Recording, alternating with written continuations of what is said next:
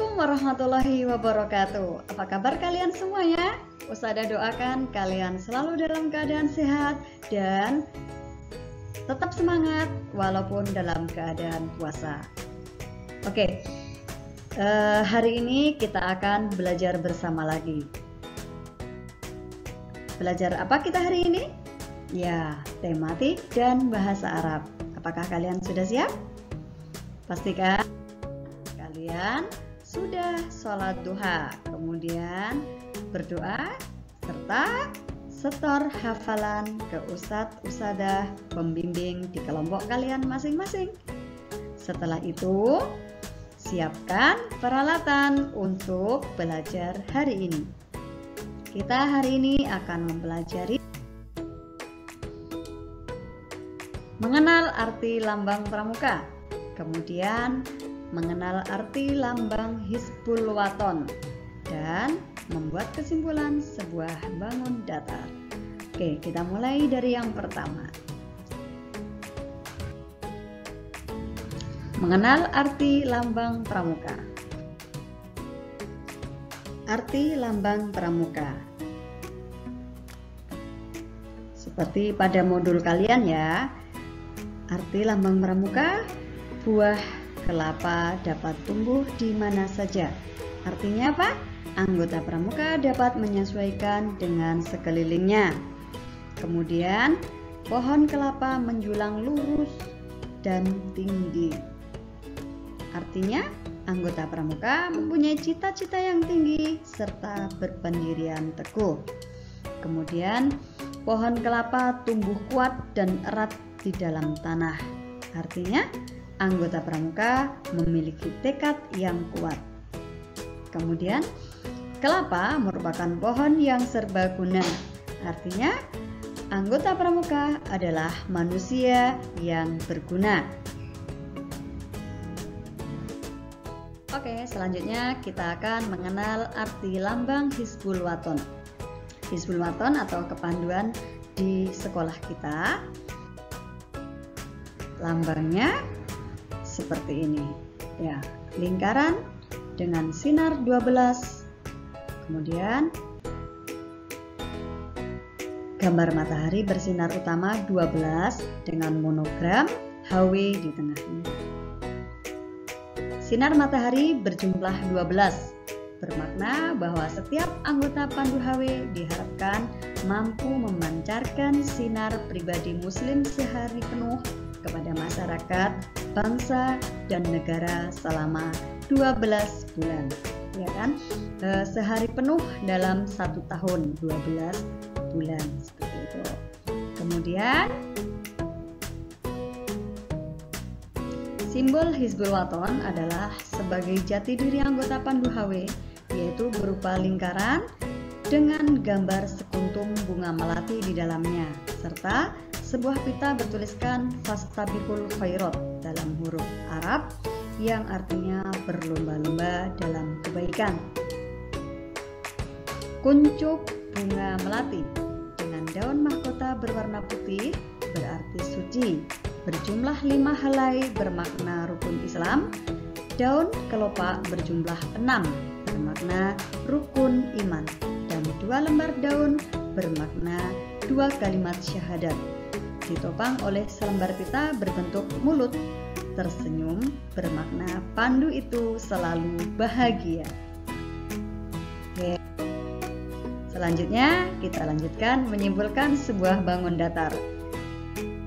Dan kita sudah mempelajari bangun datar ini dikatakan bangun datar persegi karena memiliki ciri 4 sisi sama panjang. Kemudian 4 sudut, keempat sudutnya sama besarnya, yakni 90 derajat dan berbentuk siku-siku. Nah, mengapa dikatakan ini persegi? Ya, karena memiliki 2 ciri khusus tersebut. Kemudian, jika sesuatu berbentuk seperti ini, berarti dikatakan dia berbentuk persegi panjang karena memiliki ciri yang seperti ini. Sisi-sisi yang sejajar sama panjang memiliki 4 sudut, keempat sudutnya berbentuk siku-siku. Kemudian segitiga seperti yang sudah kita pelajari kemarin memiliki 3 sisi. Ketika sisinya sama panjang disebut segitiga sama sisi. Ketika sudutnya sama besar disebut segitiga sama sisi. Kemudian jika dua sisinya sama panjang maka dia disebut segitiga sama kaki. Otomatis dua sudutnya sama besar. Kemudian jika salah satu sudutnya berbentuk siku-siku maka dia disebut segitiga siku-siku. Oke, sampai di sini masih ada yang bingung?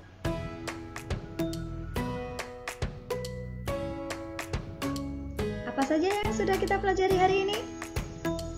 Yang pertama, mengenal arti lambang pramuka. Kemudian, mengenal arti lambang Hizbul Waton, serta membuat kesimpulan tentang bangun datar. Baik anak-anak, terima kasih sudah menyimak Ustazah Fatimah. Jika ada yang kurang jelas, jangan sungkan-sungkan untuk telepon atau WA ke Ustazah masing-masing. Jika susah, bingung, atau apapun, boleh telepon atau WA Ustazah Fatimah juga boleh, atau Ustazah yang lain juga boleh. Ustazah tunggu ya konfirmasi kalian, dan selamat mengerjakan modul. Semoga kalian sukses dan hebat semua. Saya akhiri. Assalamualaikum warahmatullahi wabarakatuh. Assalamualaikum warahmatullahi wabarakatuh. Bagaimana kabarnya anak-anak? Semoga selalu dalam lindungan Allah ya. Oh iya, bagaimana kabar puasa kalian? Semoga belum ada yang bolong ya puasanya. Oke, pada hari ini kita akan sama-sama belajar tentang Al-Islam. Apa aja sih yang akan kita pelajari di pelajaran Al-Islam hari ini? Oke, kita hari ini akan belajar tentang surah Ad-Duha. Kemudian kita akan belajar tentang Asmaul Husna. Dan yang terakhir, kita akan belajar tentang puasa-puasa yang diharamkan oleh Allah Subhanahu wa Ta'ala. Yang pertama, kita akan belajar surah Ad-Duha. Ada apa aja di surat Ad-Duha itu? Ya, kita akan belajar mengenal surah Ad-Duha. Sudah hafal semua kan surah Ad-Duhanya? Baik, kalau begitu kita mengenal surah Ad-Duha. Surah Ad-Duha itu terdiri dari berapa ayat? Iya benar, terdiri dari 11 ayat. Kemudian surah Ad-Duha itu tergolong surah Makkiyah. Kenapa digolongkan surah Makkiyah? Karena surah Ad-Duha itu turun sebelum Rasul hijrah ke Madinah. Jadi surah Ad-Duha itu turun ketika Rasul berada di Makkah. Kemudian surah Ad-Duha itu diturunkan sesudah surah Al-Fajr. Yang selanjutnya surah Ad-Duha itu menempati urutan ke-93 di dalam Al-Quran. Yang selanjutnya, nama surah Ad-Duha diambil dari ayat pertama. Dan ada yang tahu nggak artinya surah Ad-Duha itu apa? Benar, artinya surah Ad-Duha itu artinya adalah waktu duha. Oke, selanjutnya kita akan mengenal kandungan isi surah Ad-Duha. Ada apa aja di dalam kandungan isi surah Ad-Duha? Yang pertama, Allah tidak akan meninggalkan nabinya. Jadi Allah itu berjanji di dalam surah Ad-Duha. Jadi Allah itu tidak akan meninggalkan Nabi Muhammad SAW. Yang selanjutnya, larangan menghina anak yatim. Jadi kita itu dilarang untuk menghina anak yatim, apalagi yatim piatu. Kita malah diperintahkan untuk melindungi mereka, untuk menjaga mereka, untuk memberi makan mereka. Itu perintahnya Allah, bukan untuk menghina. Yang selanjutnya adalah larangan menghardik orang yang minta-minta. Jadi kalau ada orang yang minta-minta ke rumahmu, jangan dihardik ya, jangan dimarahi. Dan yang terakhir adalah perintah untuk menyebut-nyebut nikmat dari Allah Subhanahu wa Ta'ala. Tandanya apa? Ya, kita tandanya disuruh untuk bersyukur kepada Allah. Nggak boleh kita itu kufur. Seperti itu. Oke, selanjutnya kita akan belajar tentang Asmaul Husna. Ada Asmaul Husna apa aja yang akan kita pelajari di tema 8 ini? Oke, yang pertama Asmaul Husna Al-Wasi, atau artinya yang maha luas. Jadi Allah itu maha luas. Maha luas apa maksudnya? Maha luas karunia-Nya, maha luas ampunannya, dan maha luas kebijaksanaannya. Begitu ya. Dan juga maha luas ilmu-ilmu Allah. Jadi ilmu Allah itu ibaratkan lautan, sedangkan kita cuma setetes tek, itu dibagi seluruh makhluk yang ada di bumi ini. Gitu. Nah, sebagai seorang hamba, hendaknya kita itu selalu memperluas pengetahuan dan cakrawala kita. Cakrawala itu ya pengetahuan, sama kayak pengetahuan, wawasan gitu. Sehingga kita itu dapat terbuka dan menerima nasihat dari orang lain. Oke, selanjutnya Asmaul Husna yang kedua adalah apa? Iya, benar. Al-Hakim, atau artinya yang maha bijaksana. Jadi maksudnya itu Allah maha bijaksana dalam apa? Dalam menciptakan makhluk-makhluknya, dalam mengatur urusan yang ada di bumi. Terus dan yang terakhir adalah menentukan segala sesuatu dengan perhitungan yang sempurna. Jadi Allah itu perhitungannya udah sempurna. Jadi udah bijaksana menciptakan, mengatur, dan menentukan segala sesuatu. Itu Allah pasti bijaksana. Nggak mungkin Allah itu tidak adil. Jadi kalau ada orang yang mengatakan Allah itu nggak adil, saya dikasih seperti ini. Enggak, Allah itu adil. Cuma kita aja yang kurang bersyukur, begitu. Jadi kita dikasih ke posisi yang seperti itu, Allah tahu bahwa kita itu bisa, gitu. Jadi Allah itu tidak akan menguji seorang hamba itu melebihi dari batas kemampuan dia. Oke, jadi sebagai seorang hamba, hendaknya kita itu selalu berbuat bijak dalam sikap maupun perilaku kita. Kita itu tidak boleh tergesa-gesa, harus penuh dengan perhitungan, tidak mudah terpengaruh, apalagi terprovokasi, begitu.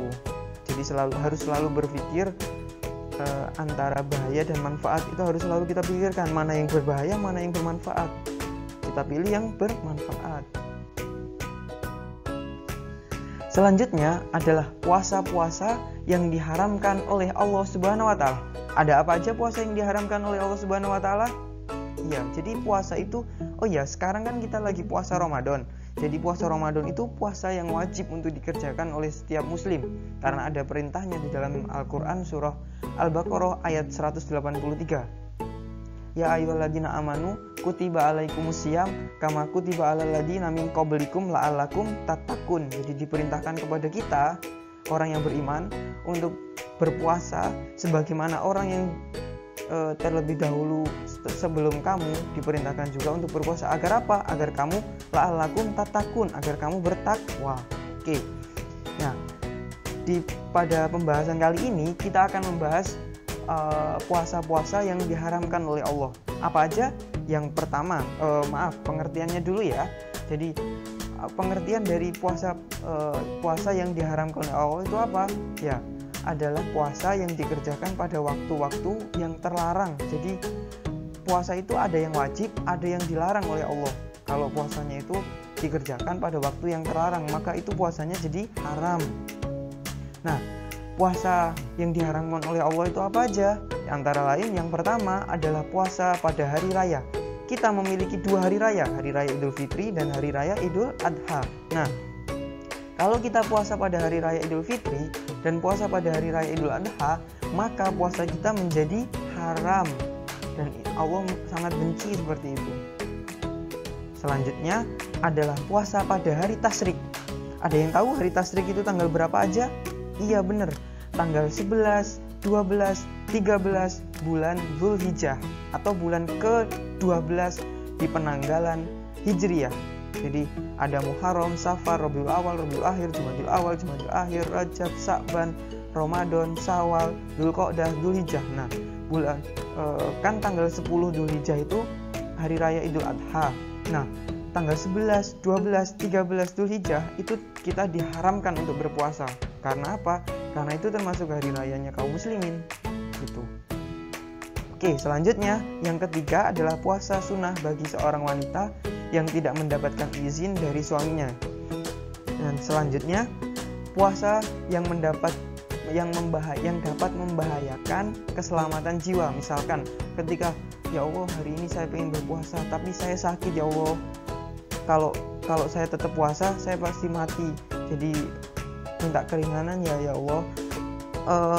Kita nggak perlu minta keringanan pun Allah udah meringankan kita. Jadi ketika kita misalkan melaksanakan puasa maka membahayakan keselamatan jiwa kita, maka kita itu haram puasanya. Contohnya kita diancam mau dibunuh nih kalau kamu puasa. Iya saya nggak puasa, saya bakal makan. Jadi nggak jadi dibunuh, jadi diancam. Nah itu puasanya nggak haram. Puasanya jadi haram maksudnya seperti itu.